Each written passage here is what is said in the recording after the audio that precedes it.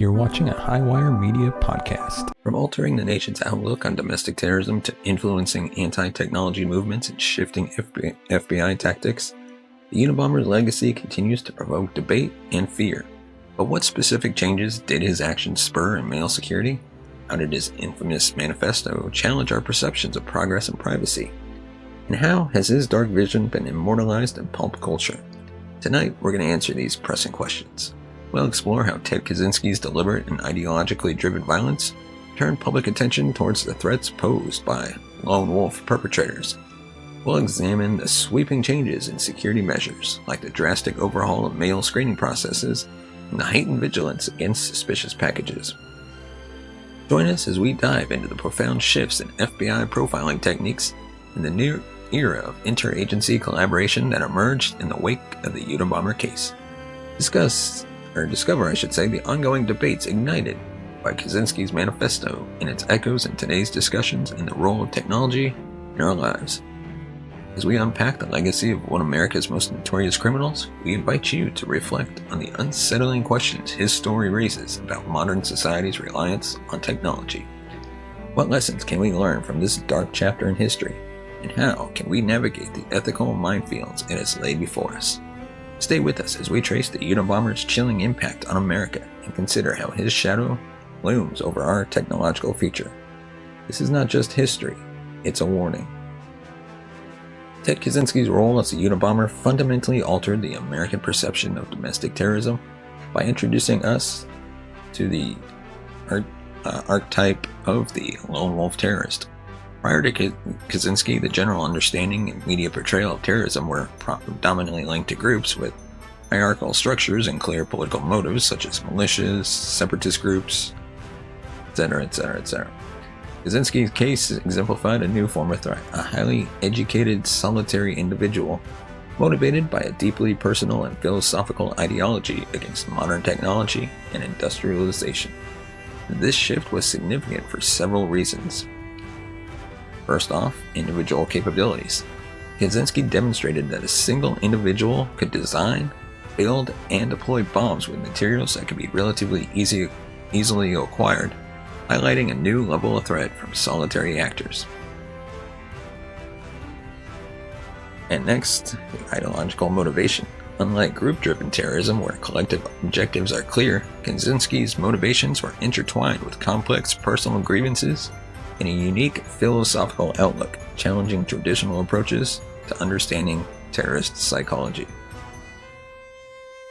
And then third, his prolonged evasion of law enforcement contributed to a heightened sense of vulnerability and unpredictability about where and when the next attack might occur, amplifying public fear and challenging everyday behaviors, such as how mail was handled and received.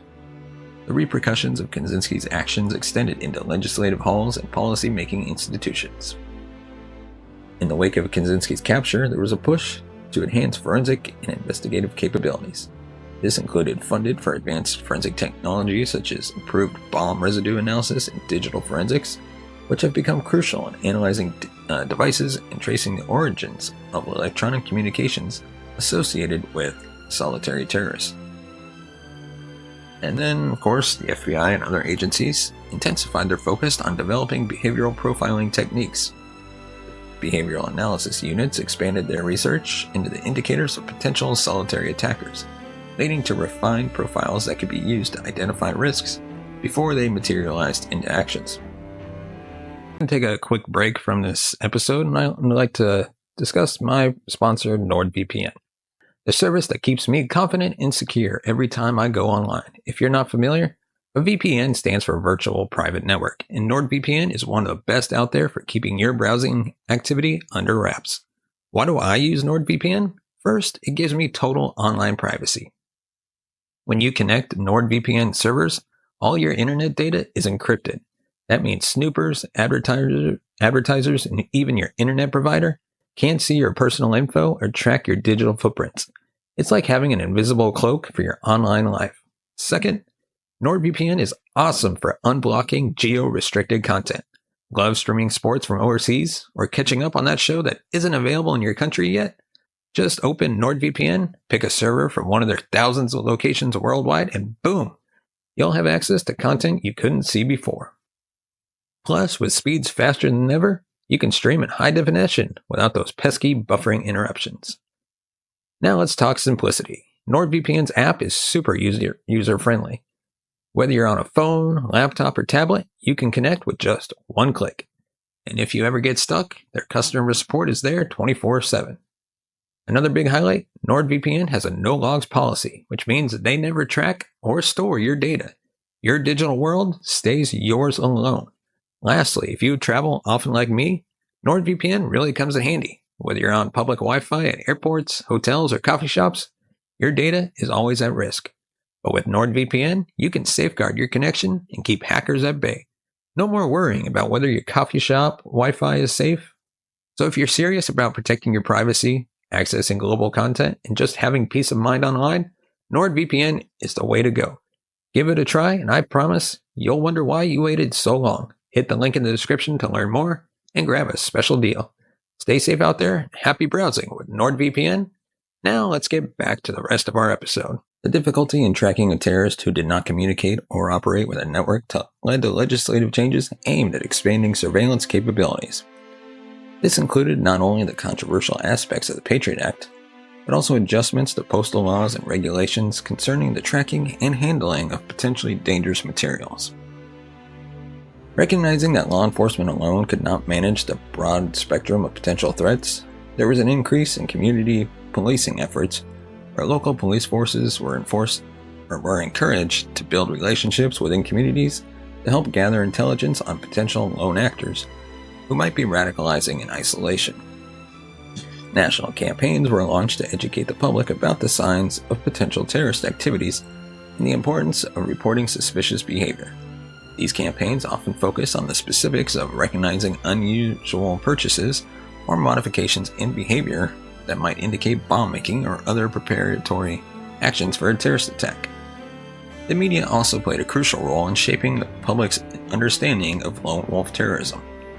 Extensive media coverage of the Unabomber's trial and the publication of his manifesto brought his anti-technological philosophy to a wider audience, inadvertently spreading his ideological message, but also alerting the public to the nuances of ideologically motivated solitary actors.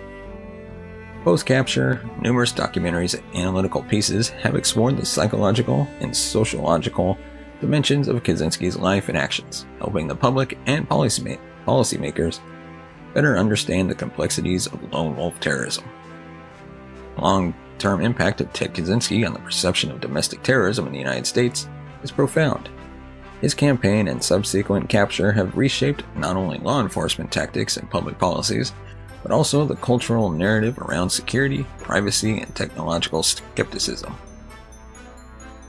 His legacy is a stark reminder of the ongoing challenges that lone actors pose to national security, the continuous need for adaptive strategies in law enforcement and public engagement. Ted Kaczynski's manifesto, titled Industrial Society and Its Future, offers a detailed and radical critique of modern technological society. Central to his thesis are several key points that explore the detrimental impacts of technological advancement. Of course, starting off with autonomy and freedom, then you had the nature of human suffering, social fragmentation, impact on the environment, revolution versus reform. While the extreme violence of Kaczynski's actions is universally condemned, certain aspects of his anti-technology philosophy resonate with contemporary movements, including the modern anti-technology movements. There's a growing trend now towards digital detoxing and minimalism, where individuals reduce their use of technology to regain a sense of personal agency and improve mental health. These lifestyle choices echo Kaczynski's critique of technology as a force that overwhelms individual autonomy.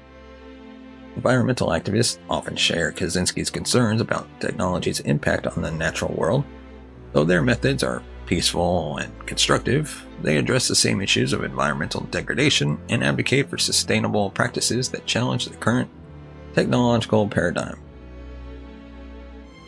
In the digital age, concerns about data privacy and surveillance have intensified. Critics of modern surveillance practices draw upon arguments similar to those found in Kaczynski's manifesto, particularly regarding how technologies can be used to manipulate and control populations. Following the Unabomber's terror campaign, a comprehensive overhaul of mail security processes was implemented across the United States, fundamentally altering how parcels and letters are handled and screened. These changes aim to prevent similar threats and enhance the detection capabilities of potential hazards within the postal system.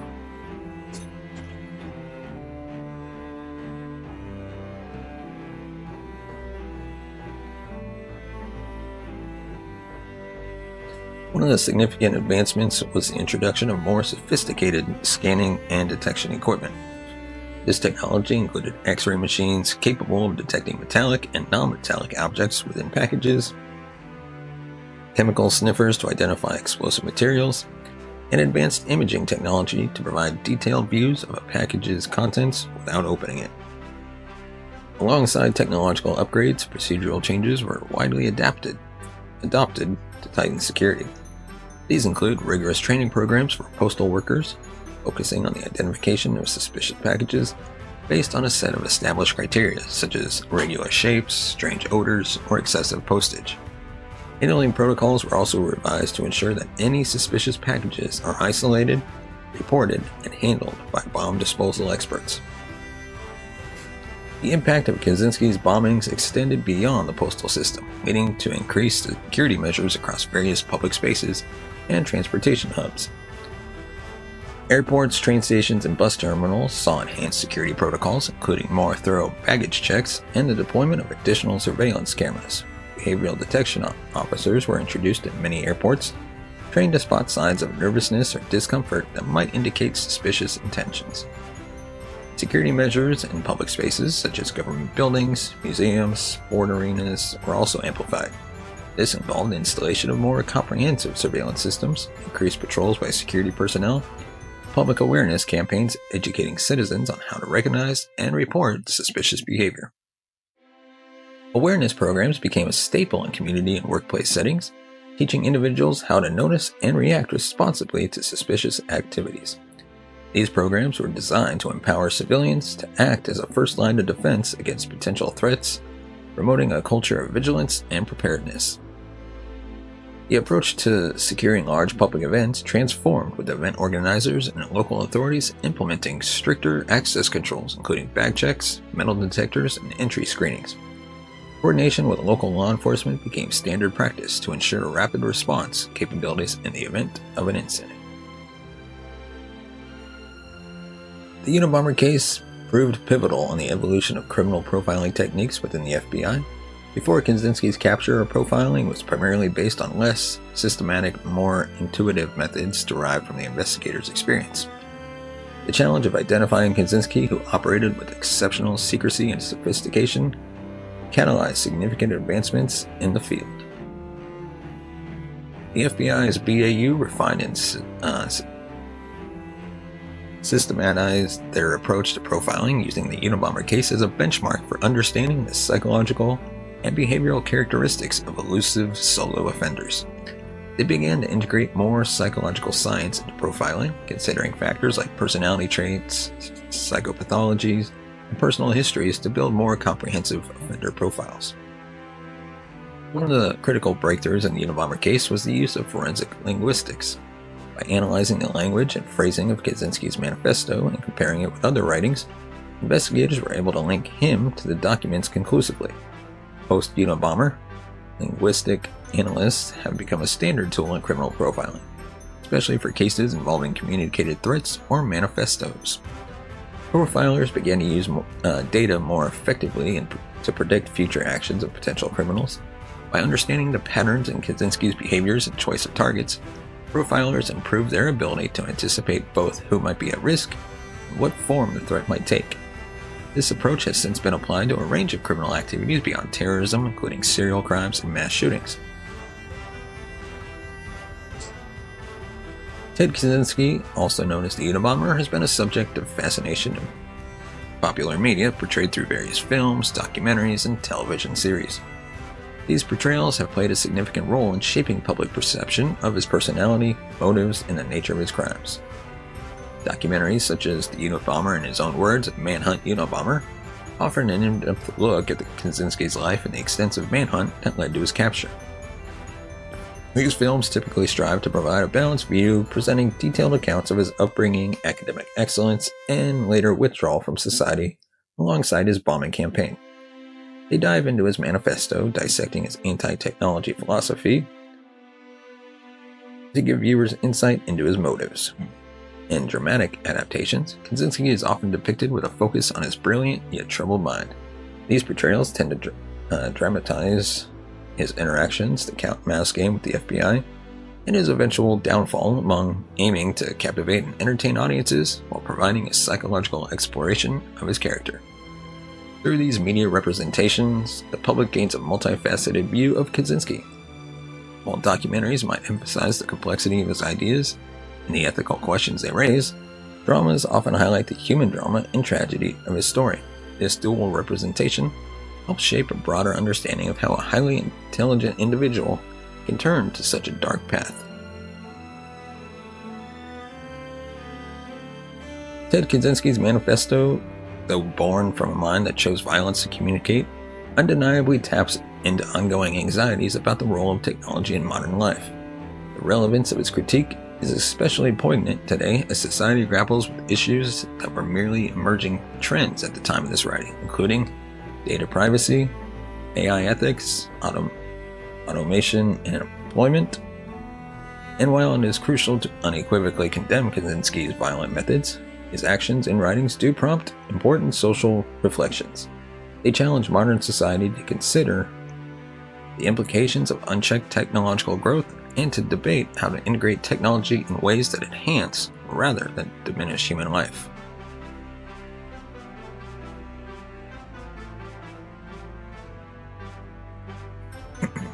Excuse me.